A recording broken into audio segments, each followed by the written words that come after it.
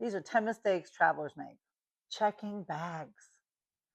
The last thing I want to do when I'm going on a trip is sit there and wait for my bag at baggage claim. And the last thing I want to do when I get home from a trip is sit there and wait at baggage claim. I also don't want to lug around a super heavy bag everywhere I go. The other problem with having a really large bag is you have a tendency to overpack. Overpacking will kill a trip. It'll kill your momentum because you'll be spending the whole time trying to figure out what you're going to wear. So, what you want to do is plan ahead and plan smart and pack smart. You can fit up to 10 days in a carry on and a personal item, I promise. And actually, I have a video that you can check out and learn how to do it. The wrong luggage choice. You want to double check your luggage before you leave on your trip. Make sure that all the wheels are in good working order. You want to make sure that your bag is not too big or too small for your needs, and you want to make sure that you're getting luggage for where you're going. If I'm going to the beach, I'm going to make sure I have a tote somewhere within my luggage. If I'm going to Europe, I'm going to make sure I have a crossbody bag or something that has a lot of security straps and zippers and things like that because I don't want to get pickpocketed. But you just want to make sure that you make the right choices for where you're going. If you're going to be going around on cobblestones, I highly recommend getting a rolling backpack. You could roll it through the airport and then you could throw it on your back so you're not rolling it up and down those cobblestone streets because they will kill your luggage. I don't care where you're going, but you want to have comfortable shoes. Nothing will kill your momentum on a trip faster than stilettos, wedges, or new shoes. Wear broken in shoes, I promise. Even if they're sneakers, you don't want to hobble around with blisters and pain. You want to enjoy your trip.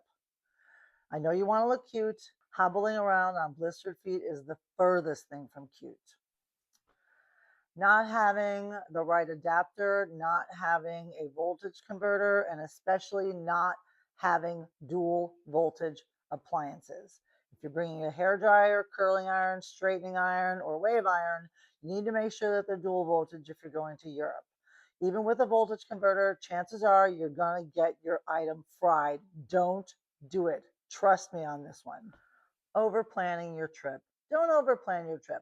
Leave some room for error, leave some room for flight delays, leave some room for space, relaxation, an extra tour.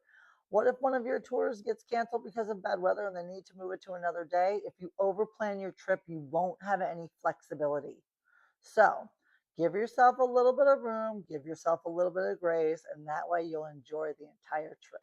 Speaking of planning too much, don't try to see everything on your trip. Just give yourself a chance to really absorb some of the things that you're going to see. What I usually do is I make 3 things that are non negotiables. I have to make sure that I'm going to see those things. And then I have a couple more that would be nice to see. And then there's a couple that are kind of low on the priority list.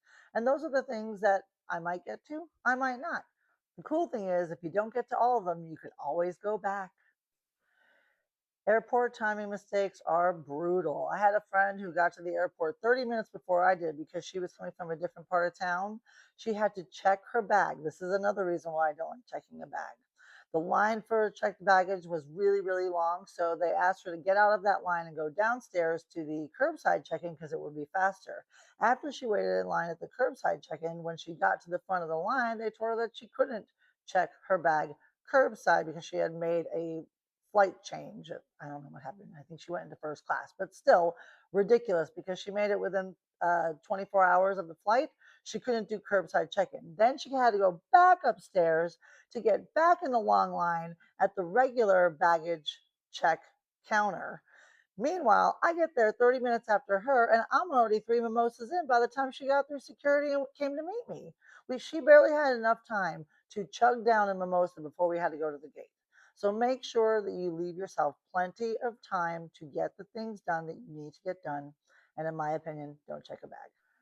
Leave room for rest and relaxation. I am the type of person that will plan everything every minute of every day on my trips, but my boyfriend will literally explode.